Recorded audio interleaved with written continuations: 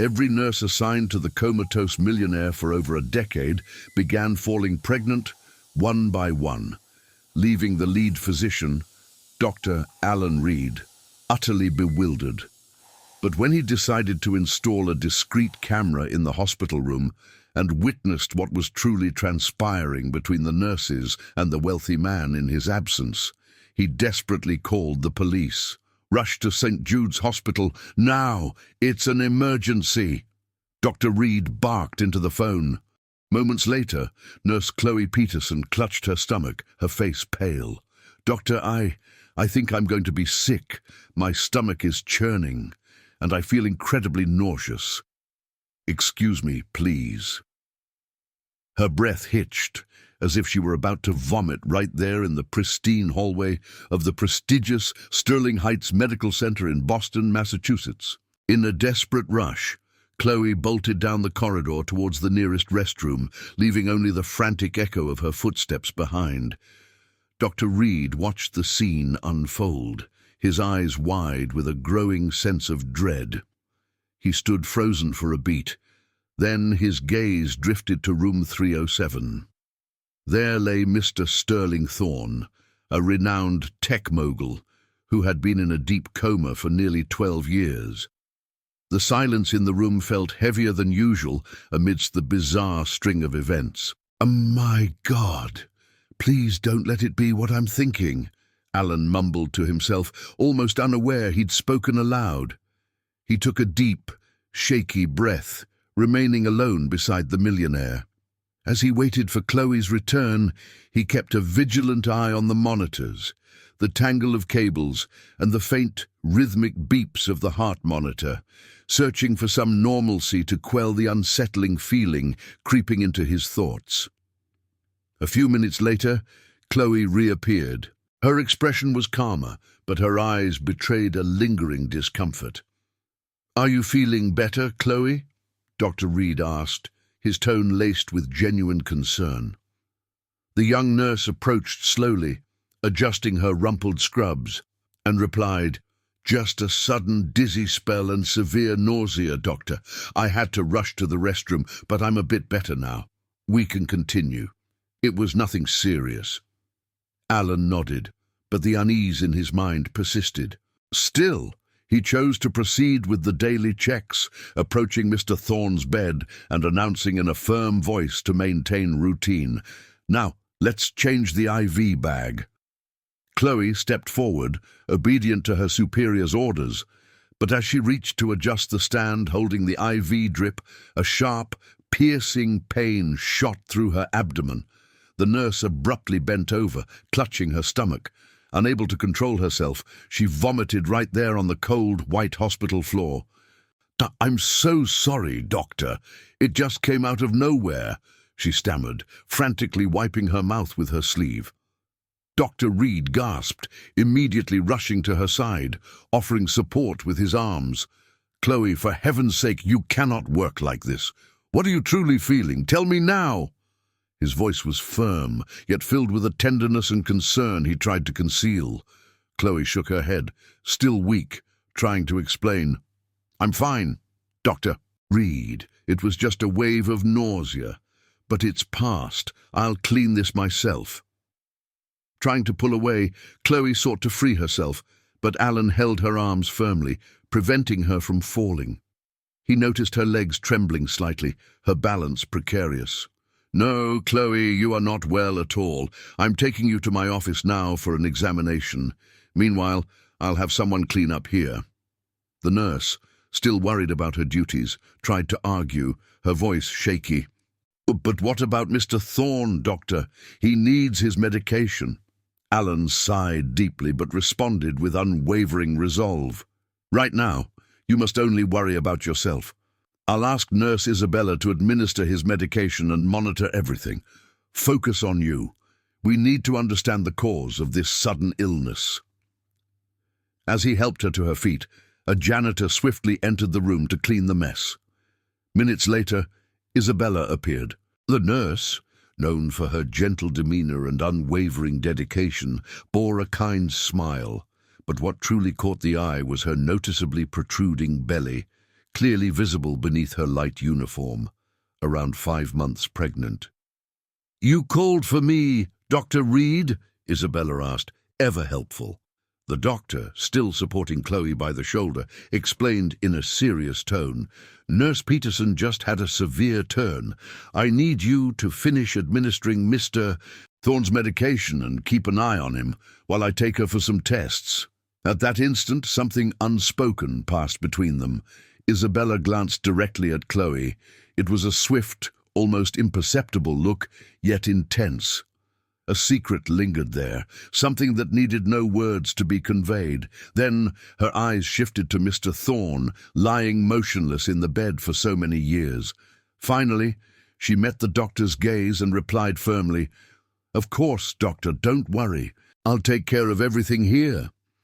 Alan nodded his thanks and led Chloe out of the room.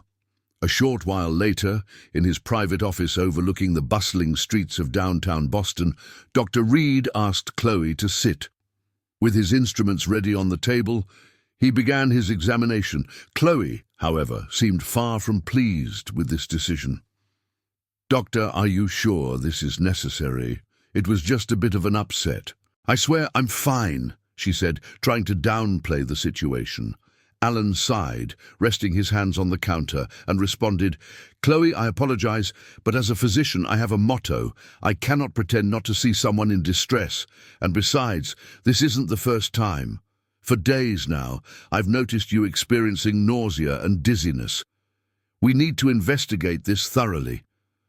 The nurse tried to protest, her gaze almost pleading. "I know it's nothing, doctor.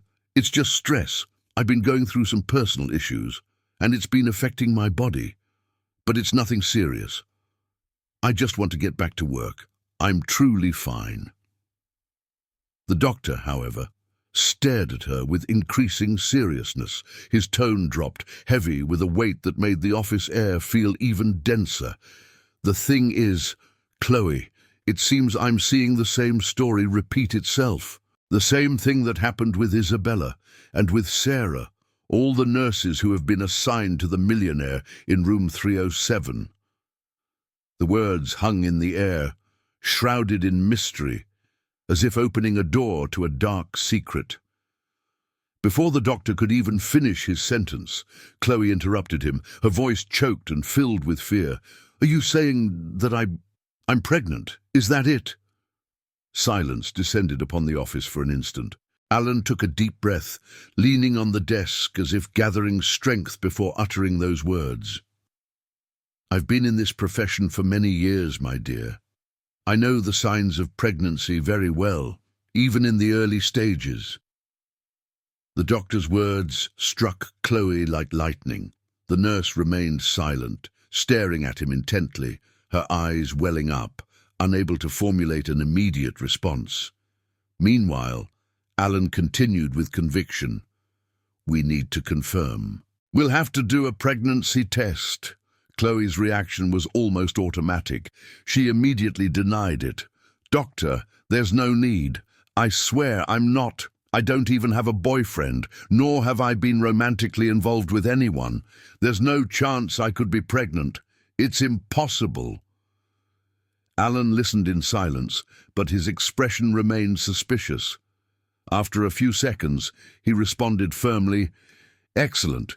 If you're so sure, then there's nothing to fear from the test. We'll do it just for peace of mind, all right?" The young woman bit her lip nervously. Her impulse was to scream no and run out of there, but she knew she could never escape that office without the doctor performing the tests. With no alternative, she simply nodded, surrendered to Alan's determination. Without wasting time, the doctor picked up the small portable rapid test device, asked for the nurse's hand, and carefully made a small prick on one of her fingers. A drop of blood was collected and placed on the reader. The doctor adjusted the device and murmured, "Now we just need to wait a few minutes." The office plunged into an unsettling silence. As he watched the device, Alan couldn't control the whirlwind of thoughts in his mind. His eyes, fixed on the still dark screen of the test, reflected the doubt gnawing at his core. Not another one. Please. Let me be wrong this time. My God, let me be wrong. The minutes stretched into an eternity until finally the result appeared. Alan trembled as he saw the words on the display. He was paralyzed, unable to articulate anything, his heart pounding in his chest. Anxious, Chloe broke the silence. "So, Doctor, I'm not pregnant, am I?" Unable to formulate a response, Alan turned the display towards the nurse. She swallowed hard.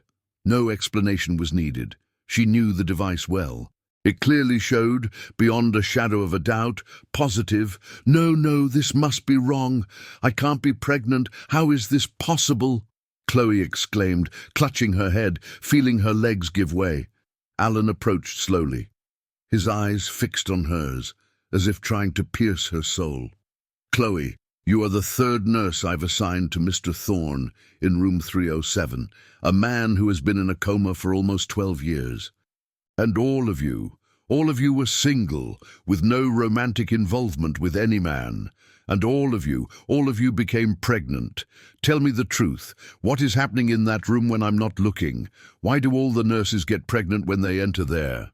Startled, Chloe recoiled in her chair, moving away from him as if needing air. I don't know. I shouldn't even be pregnant, Doctor. This test, it has to be wrong. I need to leave. I can't stay here." Consumed by desperation, the nurse stood up hastily. Alan tried to hold her, extending his arm, but she quickly escaped and rushed out of the office, leaving only the sound of her hurried footsteps echoing down the corridor. The doctor stood still for a few moments, immersed in dark thoughts. Then, as if drawn by an uncontrollable impulse, he walked slowly to room 307. Upon entering, he found a disturbing scene. Not only was Isabella there, but also Sarah, another nurse from the hospital. Both were working near the bedside of Mr. Thorne, and just like Isabella, Sarah also displayed a pregnant belly beneath her uniform. Alan stood frozen in the doorway, observing. Finally, Isabella looked up and noticed him. "Is something wrong, Doctor? You seem startled," she said while adjusting the IV stand. The doctor approached slowly, looking first at Mr. Thorne, motionless in bed, breathing only with the aid of machines. Then he shifted his gaze to the nurses' prominent bellies. The tension was unbearable. "Isabella, Sarah, I can't take this doubt anymore. I need to know the truth. Tell me, who is the father of these babies? Who helped you conceive these children?" The two nurses froze, motionless, exchanging a loaded glance. Their hands instinctively went to their bellies, as if to protect them, but neither responded. The silence was more deafening than any scream. But to understand that mystery, why all the nurses who entered room 307 became pregnant, it was necessary to go back in time, several months earlier. At that time, Dr. Alan Reed, a renowned physician and national expert in treating comatose patients, was in his office at the National Neurological Trauma Hospital in Chicago, Illinois. The room, filled with medical books and patient charts, exuded the routine of someone accustomed to dealing with extreme cases. The phone on his desk rang, interrupting his concentration. A transfer. Patient in a coma for nearly 12 years. "All right. You can send him over, Dr. Eleanor Vance. I'll be waiting." "Thank you." He hung up. Soon after, he heard soft knocks at the door. "Come in," he said, not hiding a certain impatience. The door opened slowly, revealing Isabella's figure. Young, just over 30, she was known for her efficiency and loyalty, having worked alongside him at the hospital for almost a decade. In her hands, she carried a steaming cup of coffee. "Excuse me, Doctor, I made some coffee, and since I know you like it, I brought you a cup." Alan offered a faint, tired smile and thanked her. "Thank you, Isabella, always so thoughtful." She smiled shyly and replied, "Oh, it's nothing, Doctor. I was already making some for myself. It was no trouble to make some for you, too." She paused briefly, took a deep breath, and then changed the subject. Good thing the hospital is quieter this week, because it's not always like this." Dr. Reed raised the coffee cup to his lips and took a small sip, letting the warmth of the liquid soothe his throat. Then he spoke in a serious tone, "But not for long. Isabella, I just received a call from Dr. Vance. We'll have a transfer soon. It's a comatose patient. He's apparently been in that state for almost 12 years. They're sending him here to see if any of our hospital's treatment methods have an effect. But honestly, I think it's difficult. You know that the longer it goes on, the harder it is to wake a patient from a coma. And the saddest part is that he's a young man. Dr. Vance said he's just over 30. And being in a coma for so long, it seems even his own family no longer visits him." He sighed deeply, staring into space for a few seconds before concluding, "Well, let's see what we can do." Isabella observed the doctor intently and offered a confident smile. "I'm sure he'll be well treated, doctor. There's no neurologist like you. You're the best when it comes to comatose patients. We've seen many wake up under your care. Who knows, even after 12 years, he might awaken too." The doctor, though dedicated to science, held faith as an inseparable part of his life. With a serene look, he replied, "Yes, for God, nothing is impossible. But that's it. Tomorrow we'll have a new patient." The nurse firmly agreed. "And you can count on me to help with his care, doctor." The day passed normally. Alan continued his hospital routine, attending consultations, making rounds, and following other cases. But in parallel, he had already asked the nursing team to prepare room 307, the space that would receive the new patient. The doctor had no idea that this simple room, in a few months, would become the epicenter of a mystery that would change his life and that of many nurses forever. The next morning, Alan was in his office reviewing some charts when he heard knocks at the door. Opening it, there was Isabella again, looking somewhat rushed. "Dr. Reed, I came to let you know the ambulance with the patient just arrived." The doctor raised his eyebrows, adjusted his lab coat and replied, "Excellent. He'll be placed in room 307. Please oversee the process for me. Isabella, I need to check on Mrs. Henderson first. Then I'll go to 307. With a ready smile, the nurse replied, "Of course, doctor." Alan then walked through the corridors to Mrs. Henderson's room, an elderly lady battling Guillain-Barré syndrome, a rare autoimmune disease where the immune system attacks peripheral nerves.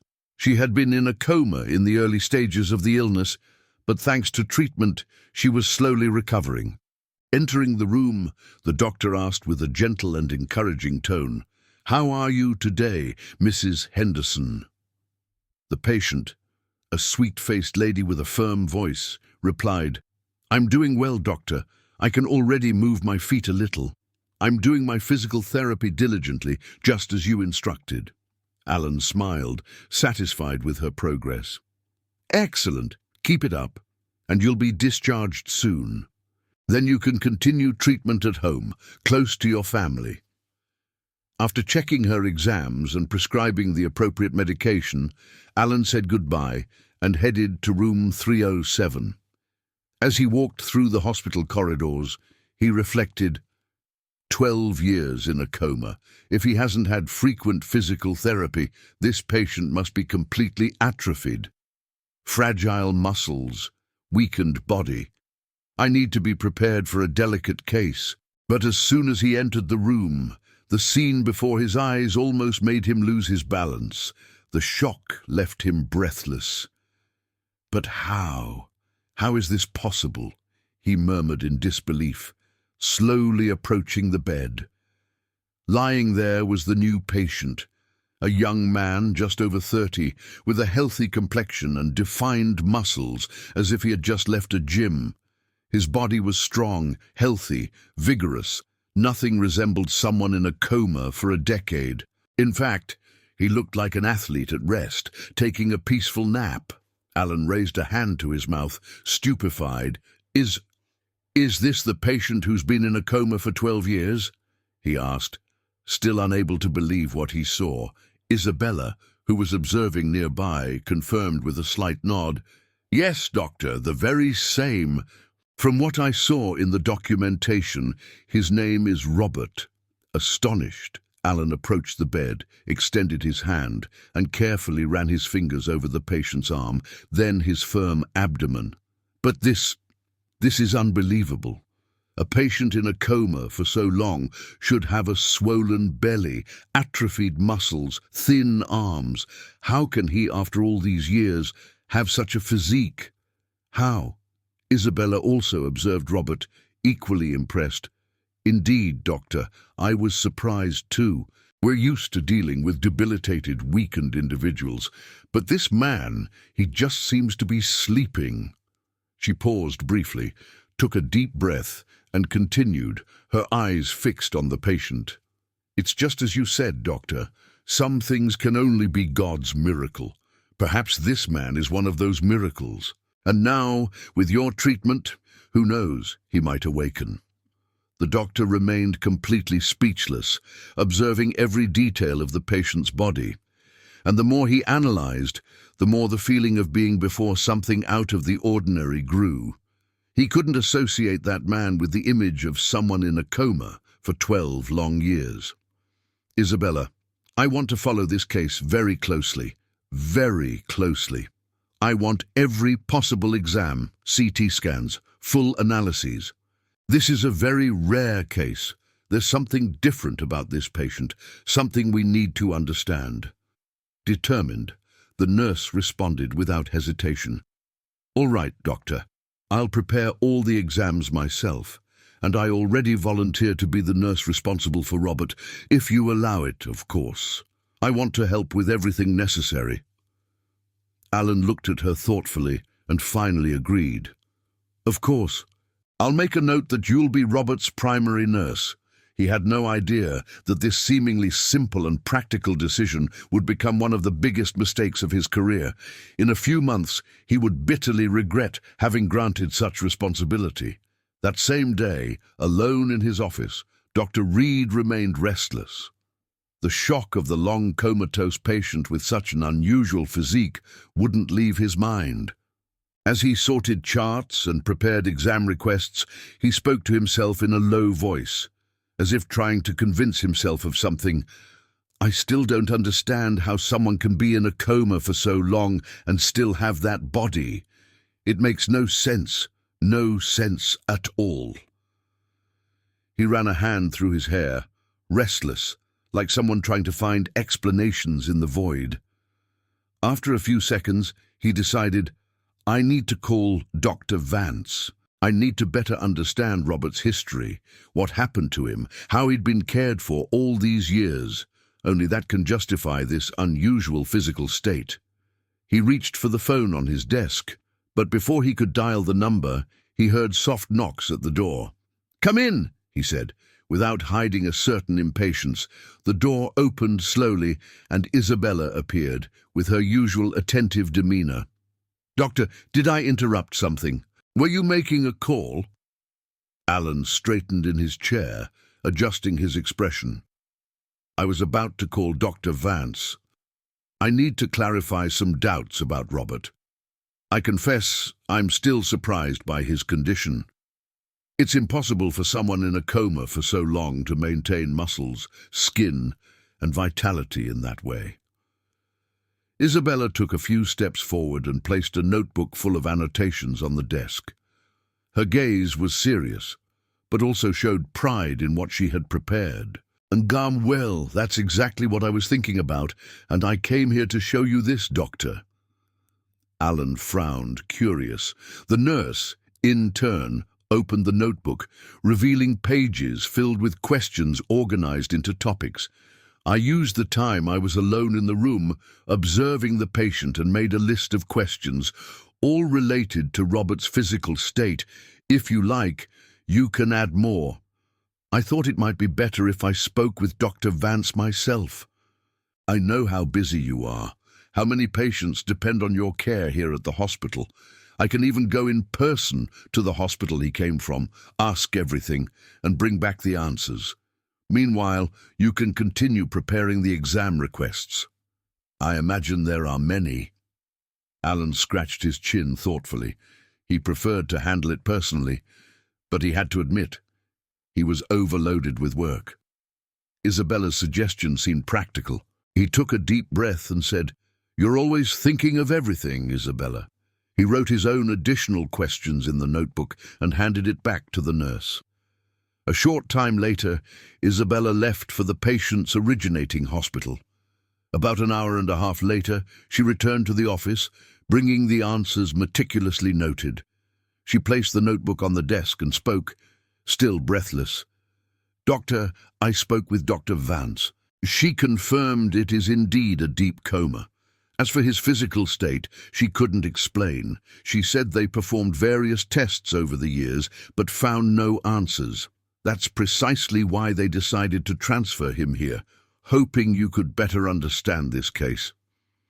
Alan flipped through the pages, reading carefully, shook his head, and murmured, "Well, then we'll start from scratch. No problem. I've already requested every possible exam. Let's see what the CT scan and other tests reveal." He showed the list of exams to the nurse, but to his surprise, a short time later, Isabella returned, already bringing some preliminary results. Alan leaned over the reports and spoke in a grave tone. "It shows here that brain activity is almost nil, which confirms the coma, but none of the other exams explain his physical condition. Nothing justifies this healthy body." The nurse crossed her arms, still looking at the papers. "Well, doctor, it seems this will be a case that needs to be thoroughly studied. Perhaps it will take time." He simply nodded, frustrated. The doubt remained like a shadow that wouldn't leave his mind. Throughout the first month, the routine continued in this enigmatic cycle. Alan performed tests, monitored reports, compared results. But with each new exam, the finding was the same. Robert remained in a deep coma. Nothing indicated any neurological change. And even stranger, nothing explained how that body seemed to grow stronger, more toned, almost as if developing naturally. This mystery, however, soon gave way to something even more disturbing. One morning, while caring for Robert, Isabella began to feel unwell. Alan, who was in the room, immediately noticed her paleness and the cold sweat running down her forehead. The nurse clutched her stomach, looking startled. Concerned, the doctor immediately took her to his office and performed the necessary exams. Minutes later, with the results in hand, Alan announced, surprised, "Isabella, you're pregnant. Congratulations. But tell me, who is the lucky man? I didn't know you were involved with anyone." The doctor's words were met with disconcerting silence. The nurse, after taking a deep breath, responded in a low but firm voice, "I'm not involved, doctor. I'm single, and I have no idea how this child was conceived. It's been a long time since I've been in a relationship. I truly don't know how this happened." Alan stared at her in silence, trying to absorb what he had heard. But before he could question further, Isabella, deeply moved, added, "But if it's really true, then I can only accept it. For me, this baby is a gift from God, a gift I receive with gratitude." The doctor was intrigued, disturbed, but decided not to press the issue. He chose to believe that Isabella might have been discreetly involved with someone and didn't want to discuss it. Still, the strangeness remained like a heavy weight in his heart. "Well, whatever the case, Isabella, I wish you a peaceful pregnancy, but I also need to think about who can replace you when it's time for your leave, especially in the care of the millionaire in room 307. It was at this moment that the nurse, still subtly holding her belly, gathered her courage and spoke firmly. "But I don't plan to take leave so soon, doctor. I'll continue to take care of everything here for as long as I can." Alan, sitting behind his desk, clasped his hands and nodded, though not entirely convinced. "Even so, Isabella, pregnancy is unpredictable. One moment you can be fine, and the next you might not be. We need another qualified nurse to replace you if necessary, whether it's early in your pregnancy, when morning sickness is more frequent, or after the baby is born." Isabella took a deep breath, acknowledging the doctor's concern, and replied, "That's true, doctor. If you deem it necessary, what do you think of Nurse Sarah? She has been very helpful. If you wish, I can even train her myself." Alan raised his eyebrows, showing immediate apprehension. "Nurse Sarah? But isn't she the one who started working here only a few months ago?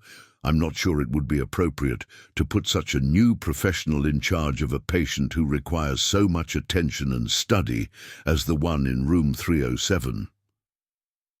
Isabella quickly tried to convince the doctor.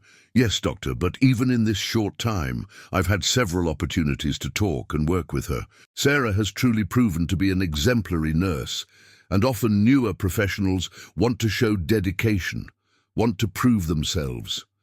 Besides, it will be for a short time. When I do take leave, I know it will be brief, not very long." The doctor sighed once more, evaluating the proposal. Finally, he decided, "All right, Isabella, if you say so, I trust you. Let's call Nurse Sarah to help care for Robert." And so it happened. The new nurse began performing the same duties as Isabella under her direct supervision. Whenever pregnancy sickness prevented Isabella from staying in the room, Sarah would take over, but never alone. The two rotated in a system that gradually caught Dr. Reed's attention. Meanwhile, the doctor's mind became a whirlwind of doubts. It wasn't just Robert's inexplicable physical state that bothered him. Isabella's pregnancy, so sudden and shrouded in strangeness, also left him uneasy. Alan didn't know exactly why, but the situation gave him chills. Time passed, and he noticed another unsettling detail. Whenever he appeared in room 307, Isabella and Sarah were always there. It didn't matter the time, day, or task. It could be something simple, like taking blood pressure or just adjusting a sheet, but both were always present. One day, as he approached the room, Alan announced loudly, "I need to collect a sample from Mr. Thorne for analysis." But before he could even move, Isabella quickly offered, "I'll do it, doctor, and I'll send the sample to the lab right away. You can rest." At first, Alan believed it was just professional zeal and dedication, but as the days passed, the two's insistence on staying in that room seemed exaggerated, almost obsessive. It was as if there was something there that attracted them inexplicably. It was then that one day, approaching silently, he overheard a conversation that chilled him to the bone. From inside, Isabella spoke in a distressed tone. "I can't believe you too, Sarah. But now what? How are we both going to take leave together? What will we explain? And who will take care of everything?" Sarah, pale, placed a hand on her belly and replied in a choked voice, "It wasn't my fault, Isabella. It just happened, just like it happened to you." Isabella retorted, her voice filled with despair. "It happened, and they'll find it strange, especially the doctor. He knows we're both single, that we don't have anyone. How are we going to explain another baby? And worse, if he wants the delivery to be done here at the hospital, when the children are born, they'll find out." Alan, hidden behind the door, felt his heart race. He thought to himself in shock, another pregnant nurse, and single too. This isn't possible. And what do they mean by, when the children are born, they'll find out? What is this secret? Before he could hear more, an accident revealed his presence. His phone slipped from his hand and fell to the floor, making a dry thud. With no way to retreat, Alan pushed open the door and entered the room, trying to feign nonchalance. Immediately, the nurses stopped their conversation. Feigning naturalness, Isabella stepped forward with a forced smile and picked up a clipboard from the small table. "Dr. Reed, it's good to see you. We've already done all of Mr. Thorne's daily exams. Sarah completed, adjusting her scrubs and avoiding eye contact with the doctor. "He remains stable, but there are no signs of cerebral improvement, unfortunately." Alan took a deep breath, trying to hide the tension he felt. "You're right," he replied, and then, with a fixed gaze on Sarah, asked, "And you, Sarah, are you enjoying working in this wing of the hospital?" He hoped that she, nervous, would let slip something about her pregnancy, but the nurse was brief and composed. "Yes, doctor, I am." Soon after, she made some excuse and left the doctor alone with Isabella in the room. Alan stood there in silence, observing Robert, but his mind was elsewhere. The conversation he had overheard wouldn't leave his head. In the days that followed, the routine seemed the same, but for the doctor, everything had changed. He observed every gesture of Sarah, every glance of Isabella, trying to decipher what they were hiding. He was determined to find out if, in fact, Sarah was also pregnant, but he didn't want to confront her directly. He feared that a blunt question would make her lie. Thus, he preferred to act in silence, observing, analyzing, and waiting for the right moment to reveal the secret those women guarded so diligently. It wasn't long before the truth came to light.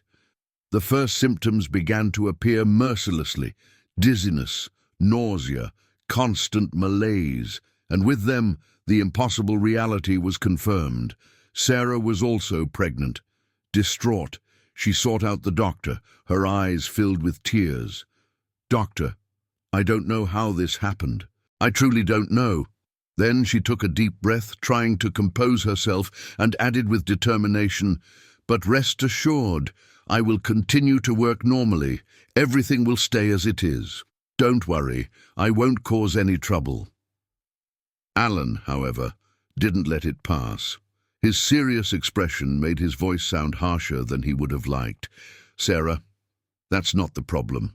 The problem lies in the fact that you are the second nurse who suddenly gets pregnant. Just like Isabella, you claim you don't know how this child was conceived. Doesn't that seem strange to you?" The young nurse lowered her head, murmuring vague explanations, but nothing was convincing. None of her words calmed the doctor's troubled heart. Alan felt deep down that there was something dark, something sinister behind those inexplicable pregnancies. Still, after hearing the two insist that everything was normal and after they said they didn't want to comment on the children's fathers, he decided to try to let the matter drop. But there was no escaping it.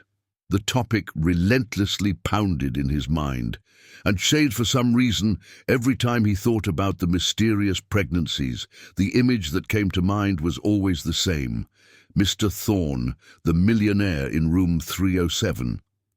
It was then that a third bombshell dropped on him months later. Another nurse, Chloe, the same one who had despaired and vomited in front of the patient, also received a positive pregnancy test result.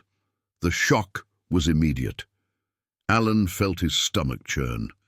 No. This is no coincidence. It can't be. 3 nurses, 3 single women, and all pregnant. Something is happening somehow. The millionaire in 307 is involved in this madness.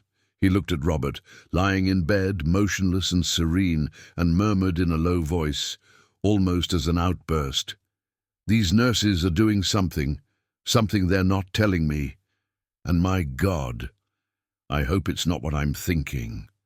His eyes scanned the man's defined muscles, his robust body with no signs of atrophy. The contrast between his healthy appearance and the deep coma was disturbing. Alan clenched his fists and decided he could no longer bear the weight of doubt. "I need to clear this doubt. I can't hold this inside me anymore." The next day, he gathered his courage and asked the 3 nurses to come to room 307. There were Isabella, with her already visible belly, Sarah, trying to hide her morning sickness, and Chloe, still startled by her own positive test. Isabella, always helpful, stepped forward. "Doctor, do you need anything?" But the answer that came was nothing she expected. Alan, firm, raised his voice. What's happening is that all the nurses who enter this room, who care for Mr. Thorne in 307, mysteriously become pregnant. You three are pregnant, and I know very well that all of you are single. So tell me, who are the fathers of these children?" Silence dominated the room. The three nurses exchanged quick glances, as if seeking a common way out. It was Isabella who broke the silence, trying to sound convincing. "All right, we'll tell you. The truth is, the three of us decided to go for independent reproduction. I was the first to go to a fertility clinic, and when I told them the news, the girls wanted to too. They went after me. We just didn't expect to get pregnant so quickly." Sarah, her voice trembling, joined in the lie, supporting her colleague. "That's exactly what happened, Dr. Reed." The doctor remained silent for a few seconds, looking intently at each of them. On the outside, he pretended to accept the explanation, but inside, his certainty only grew. That wasn't true. Something much bigger was hidden. "All right, but the next person to work with the millionaire in 307 will be a man," he said firmly. The three nurses exchanged glances, hesitated, but nodded almost in unison. Isabella was the one who responded, "All right, doctor. When this nurse arrives, we'll teach him everything he needs to know ourselves." Alan, however, was not convinced. Something inside him screamed that these pregnancies were directly related to Robert. He felt that every word they spoke was just a smoke screen to hide the truth. So, on an impulse unlike him, he did something risky. He took advantage of a moment when Isabella had left her bag in the room while attending to matters in another hospital wing.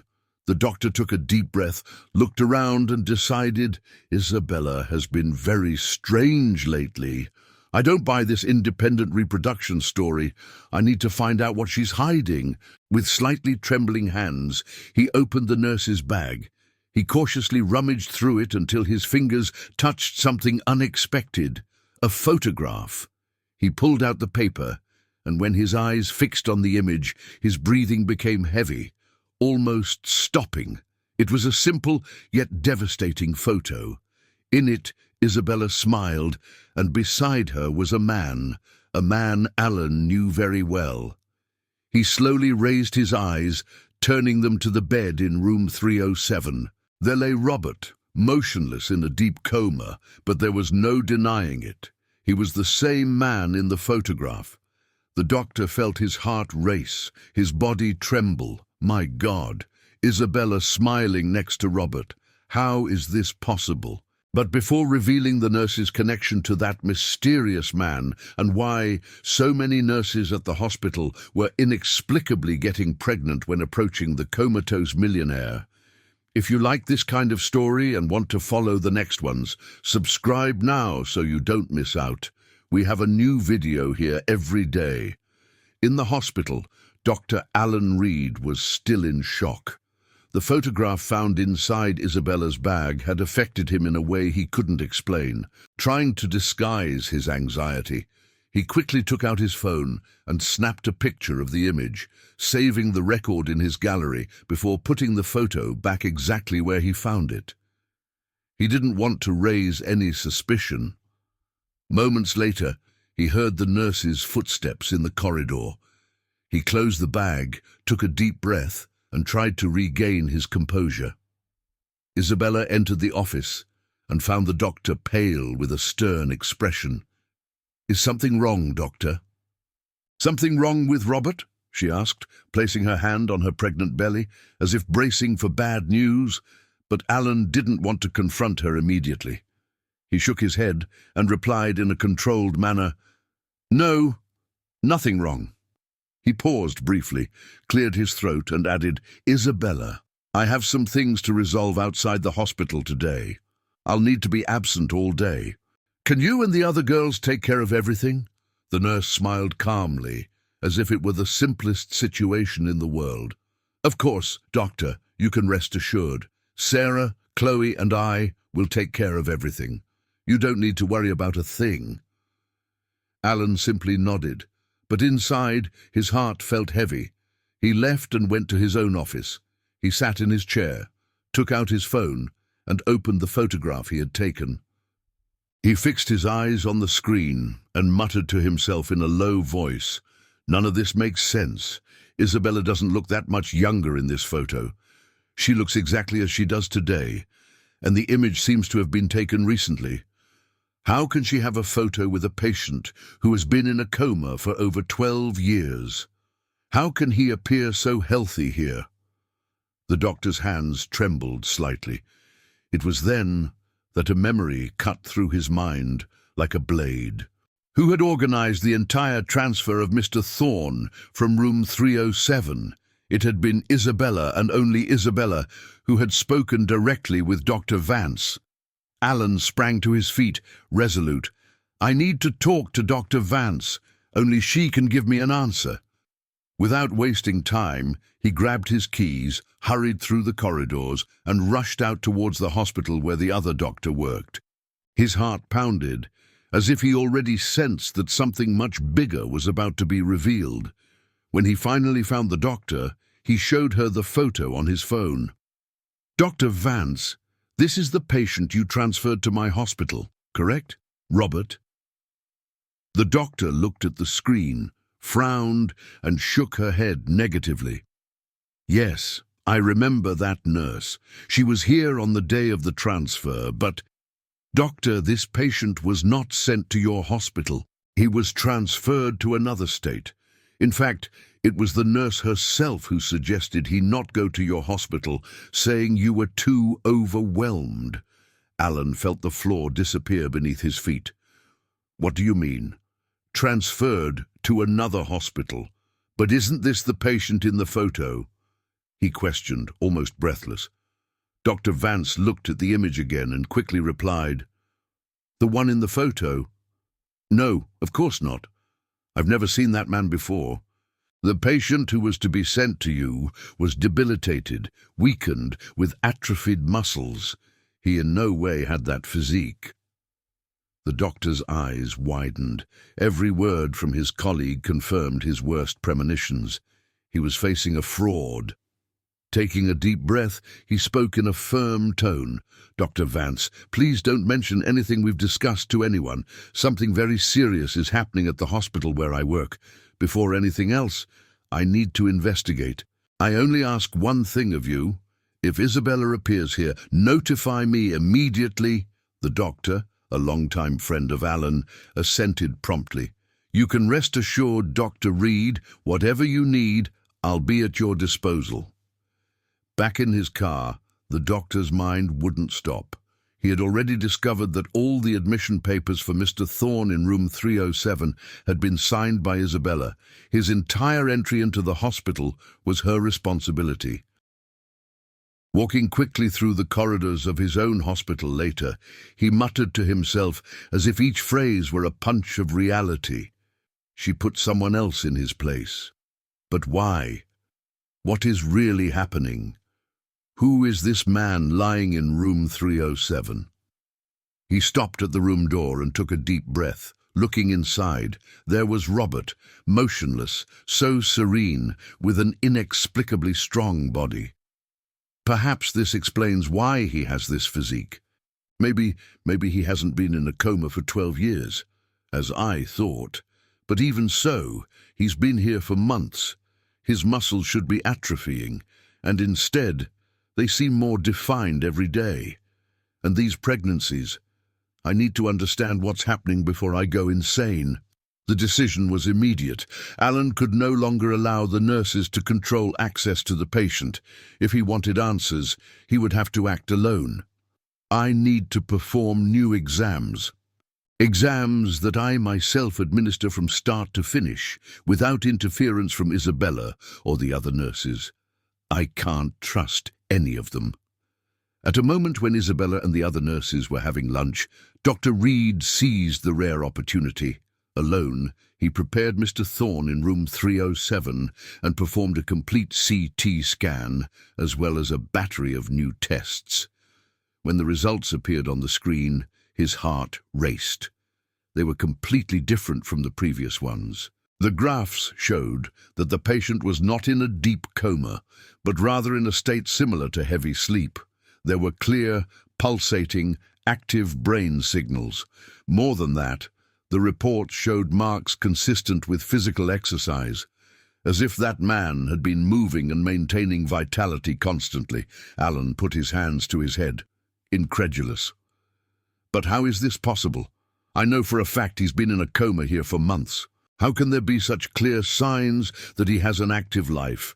This makes no sense. With each discovery, the story became stranger, more bizarre. Alan took a deep breath, closed the exams, and decided he needed to keep it a secret until he was sure.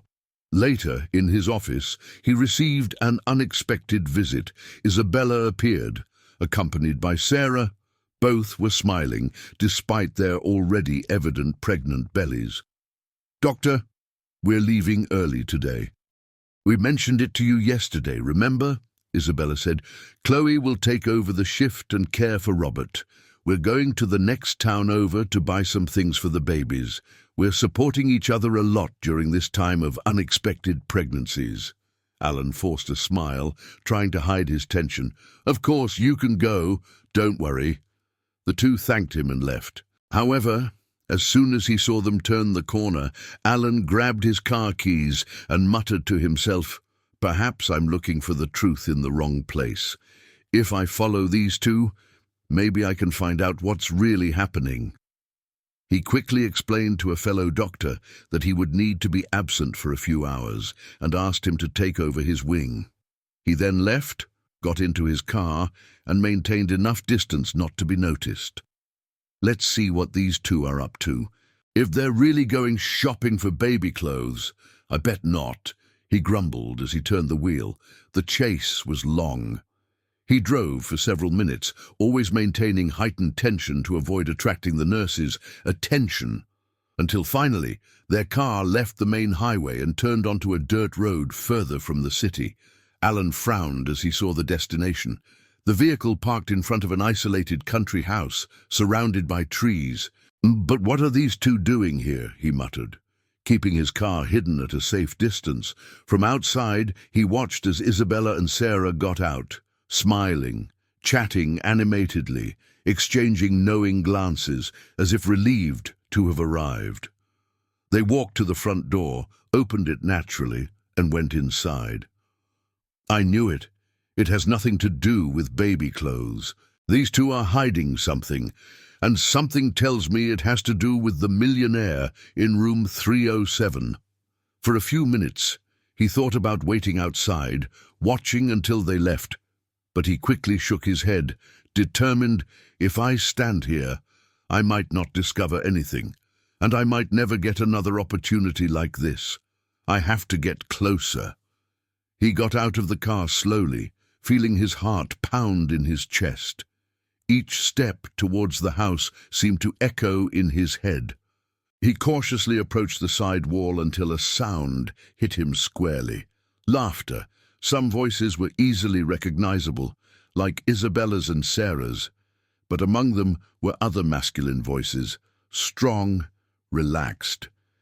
Alan shivered.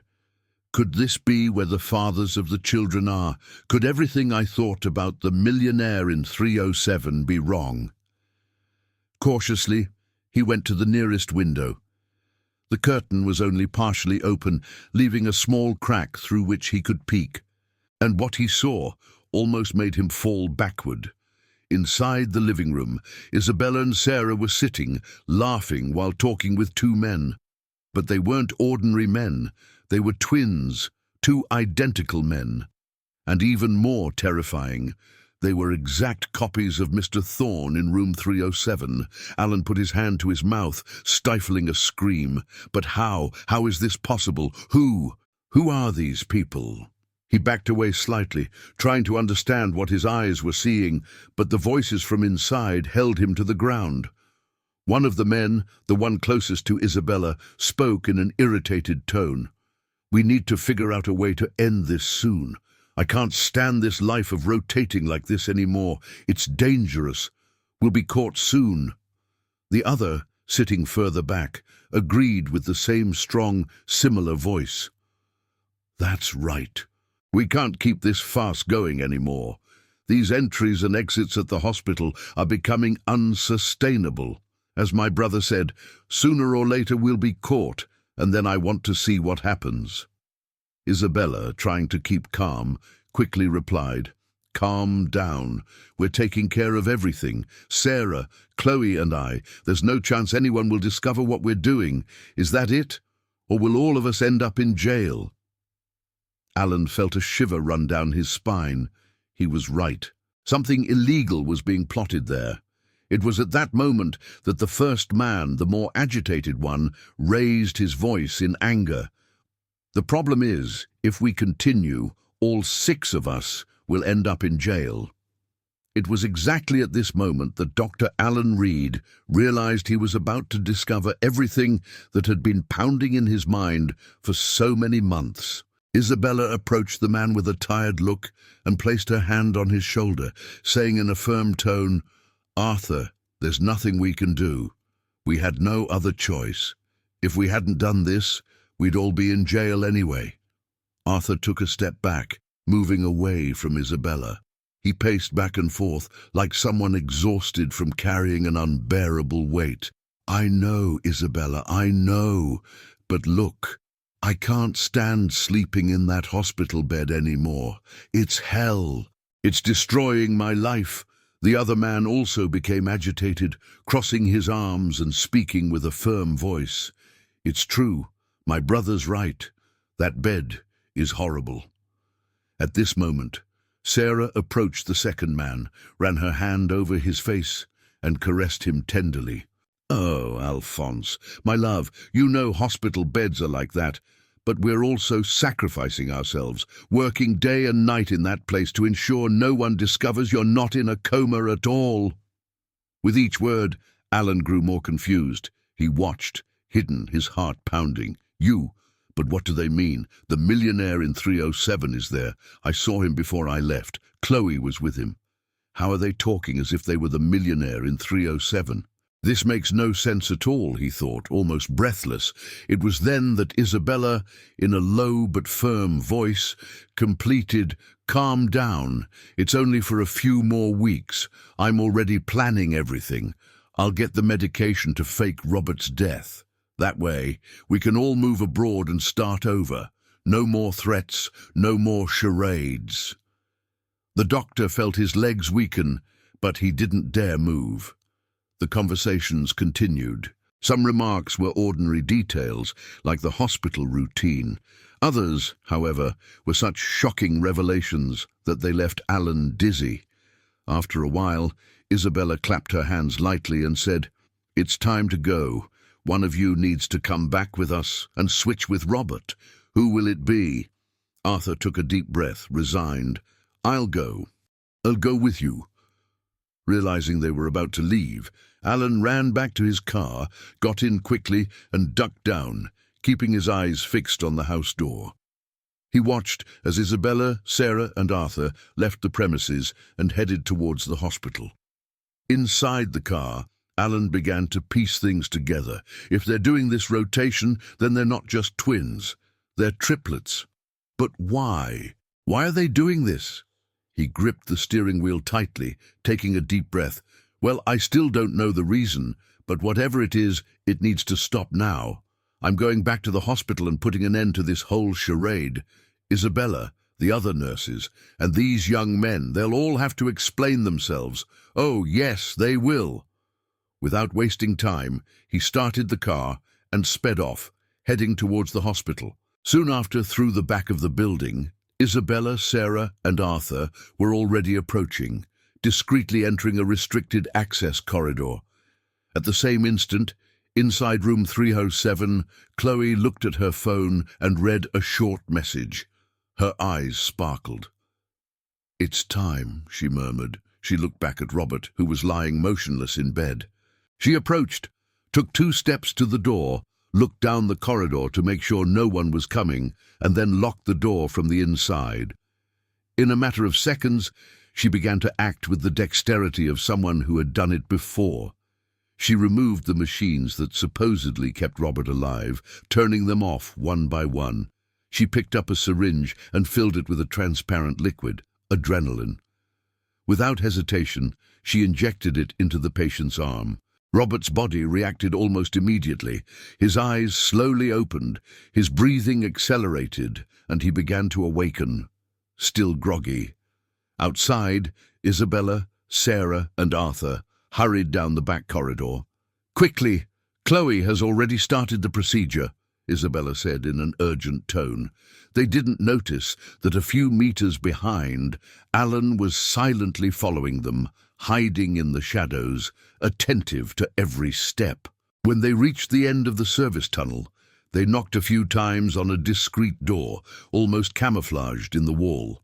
The door opened, revealing Chloe with Robert already standing, still wearing hospital clothes and a little dazed by the effect of the injection. From afar, Alan observed the scene and murmured in shock, "So, they really are triplets." Arthur wasted no time. "Let's change clothes quickly and put me to sleep fast. The sooner this ends, the better." They entered the room through the secret passage, organizing everything for the switch. Robert now wore Arthur's clothes, while Arthur, in hospital attire, prepared to lie down in his place and receive a new dose. Chloe was already holding the syringe, ready to administer the injection, but before she could act, the door was flung open. Alan burst in, his voice firm and filled with fury. "Stop this now, everyone! Quiet! No one is going to sleep before I know exactly what's going on here." The room froze. Both the pregnant nurses and the two mysterious men turned pale with fright. The air seemed to stop. The secret they had guarded so diligently for so many months had just been exposed. "Come on, tell me what's happening here. Tell me now if you don't want me to call the police." "Doctor," Alan Reed demanded, his voice sharp, as he crossed his arms and stared at the five in the room, demanding answers. For a few seconds, there was only the heavy silence of the room. Then, to the doctor's surprise, Isabella collapsed at his feet and knelt, pulling her hands to her face and pleading with everything she had. "Please, don't call the police. For everything that is sacred, don't let us be arrested, doctor," she said, trembling, her eyes pleading. At that moment, Sarah, Chloe, Arthur, and even Robert, still somewhat groggy from being woken up, also knelt. Everyone's hands intertwined, gestures of supplication that made the scene even more disconcerting. Their voices in unison begged for mercy. But Alan, his patience at its limit, raised his voice with authority. "Everyone stand up. I want to know what's happening here, and I want to know immediately," he said without hesitation. Isabella took a deep breath, held back her tears, and finally began to speak again, as if a movie were playing in her mind and scenes were projecting themselves. "All right, doctor, we'll tell you," she said in a whisper, and like a flashback invading her mind, memories began to fall into place like puzzle pieces. Isabella saw the scene from months before again. They were all together in the car that early morning. She remembered the sound of the engine, the loud laughter of her friends, and the narrow road cutting through the woods. She remembered sitting in the back next to Arthur, with Sarah and Alphonse nearby. Robert was driving, and Chloe was in the passenger seat, her voice shrill, joking about the music. Suddenly, the memory jammed with a noise and a scream. "Robert, watch out!" Isabella cried, and panic took over. Everyone in the memory looked ahead. Too late. A dry crack, the impact, a body thrown. Robert braked hard. The car screeched. Everyone got out of the vehicle in terror and ran to see what had happened. "What have I done? What have I done?" Robert repeated, his hands on his head, his face pale with dread. Arthur, breathless, tried to console him. "It wasn't just your fault. We were all to blame," he said. Isabella and Sarah, already trained nurses, immediately ran to check on the fallen victim. They found a man wearing a bandit mask and carrying a bag, signs that he had just committed a robbery. Alphonse, anxious, asked, "So, how is he?" With a trembling voice, Isabella, checking vital signs, felt the world spin as she replied, "He's dead." "Dead," she said. Despair took over. Robert began repeating that he would be arrested, that it would ruin their lives. Chloe tried to ease the fear with an explanation. "Hold on, not all is lost. It was an accident. He ran in front of the car," she said, trying to find a plausible way out. Robert, not knowing how to prove the version Chloe suggested, asked anxiously, "But how will we prove it?" And it was then that an idea that sparked in Isabella's head made the group hold their breath. She spoke tensely but objectively. "Guys, this guy is a criminal. We can't go to jail for this. Let's hide the body. We're on a deserted road. No one will pass by here." "It's the only way," she said, her eyes blazing with a cold decision. Sarah, consumed by the same fear and feeling of protecting the group, firmly agreed. "I also think this is the only way out. We're all in this together. We can't be arrested, nor let Robert pay for everything alone," she affirmed, and so they did. With trembling steps and dirty hands, they hid the body in the nearby woods, burying what could send them all to jail. For over a week, they lived believing they had escaped, but soon the news came on television. The body had been found. The police began an investigation, and evidence began to point closer and closer to them. The fear grew. Nights turned into nightmares. In this climate of panic, Robert made a drastic decision.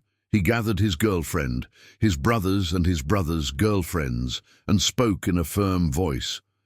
"It's not fair that 6 lives are ruined. I was behind the wheel. I'll take the blame. I've thought about it a lot, and I won't let you all go to jail," he said, his voice full of resolve. They tried to debate, insisted, but Robert remained unyielding. He said he would suffer for as long as necessary to protect the others, and so, for a while, the agreement seemed sealed. It was then that Isabella, even before the transfer of Dr. Vance's comatose patient and Robert's definitive arrest, found documents requesting his reallocation. There, she saw an opportunity, and in an impulse that mixed desperation and calculated coldness, she conceived the boldest and also the darkest idea of all. If we rotate the body, if the triplets pretend to be the patient, maybe no one will go to jail. We can continue our normal lives until we figure out a way to disappear. The police won't arrest a man in a coma. It's a chance not only for Robert, but for all of us to be free, she thought, mentally articulating the plan. That night of conspiracy, the idea became a plan. To have Dr. Vance's patient go elsewhere, while Robert would take his place. The plan was crazy, but it had worked so far. Isabella had managed to have Dr. Vance's patient transferred to another hospital, while Robert simulated an accident. With the help of medications stolen by Isabella, he appeared to be in a coma. Thus, instead of going to jail, he would be hospitalized. Since Isabella and Sarah already worked at the hospital, it was enough to include Chloe, who was also finishing her training. Together, the 3 became accomplices, rotating the triplets in the bed and handling the entire staging. The paperwork, the reports, all the bureaucracy was in Isabella's hands. Thus, Dr. Alan Reed would never suspect, but there was one detail none of them foresaw. By getting so close to their boyfriends, all 3 ended up pregnant, and that would lead Dr. Alan Reed to investigate. Back in the present, upon hearing the whole truth, Alan's eyes widened even further. "But all of this is madness. It's absurd," he exclaimed, his voice choked.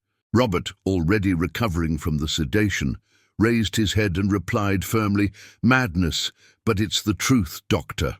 We love each other, all of us."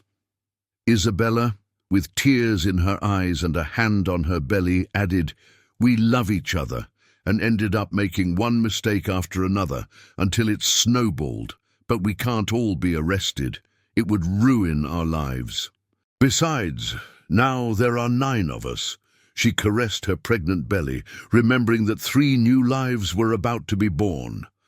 Alan took a deep breath and shook his head. What cannot continue is this charade. It compromises the integrity of the hospital. With decision, he took Isabella's keys, locked the secret exit, and then turned the key in the room door, terrifying everyone. "What are you going to do?" Chloe asked. Panicked, the doctor replied firmly, "I'm going to get someone and do what's right. Meanwhile, you all stay here.